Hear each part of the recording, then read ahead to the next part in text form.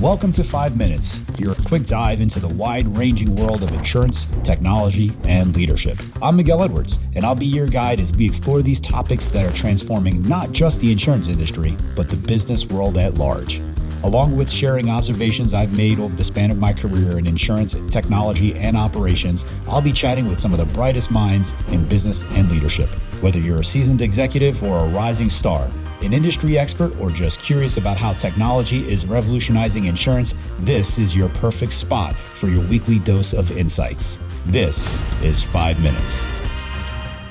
Well, one of the questions that I know we face in the IT sense, but I'd like to ask you to think about it in broader terms. We're constantly being asked to innovate.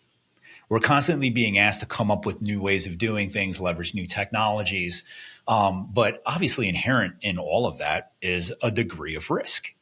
So how do you deal with your clients that are trying to balance that dynamic tension that invariably exists between innovation and appropriate risk management? What's your take on that? So a lot of that is going to be first understanding the level of risk that the CEO, the board, investors are willing to take when it comes to innovation.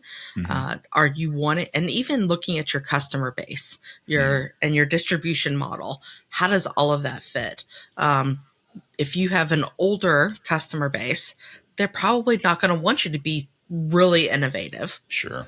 But if you're trying to market towards the younger insurance buyers, then they're going to expect you to be really innovative and be cutting edge, but still provide good customer service. Right. There's all those different elements. So you have to do that kind of analysis before really deciding how innovative are we going to be. So from that perspective, though, you also have to ask, do we as a company want to be the ones that are first out to market, knowing we're gonna discover all the problems with this?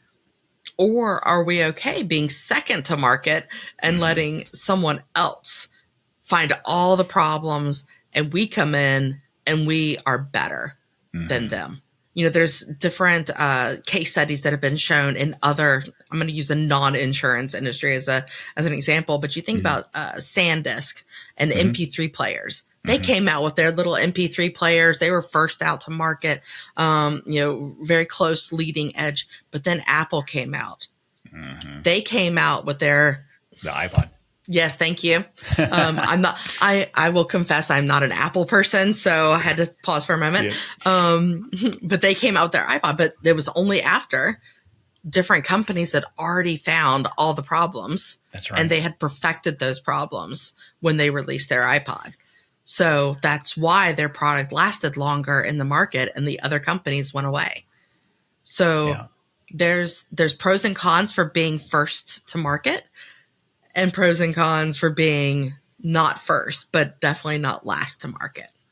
Yeah, that makes sense. It reminds me of I guess it was my marketing classes where we talked about the early adopters, we talked about the fast followers, we talked about the laggards, right? And so where does your company sit in terms of their risk appetite around innovation? And that's, I guess that's a really important thing to identify.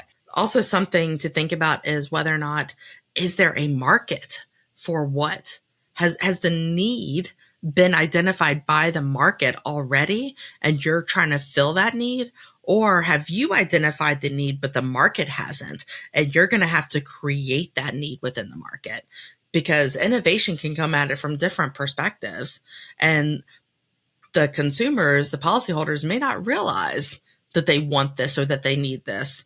But then once you start sharing it, they're like, oh, that's a really good idea. I like that. But if the need isn't there, then it's a harder sell. Thank you for joining this episode of 5 Minutes. If you've enjoyed our discussion, we'd love for you to share it with anyone else you think might find it interesting. Also, please subscribe on whatever podcast platform you're listening on and hit that bell to stay on top of the game with our practical 5-minute episodes. We look forward to seeing you again next week.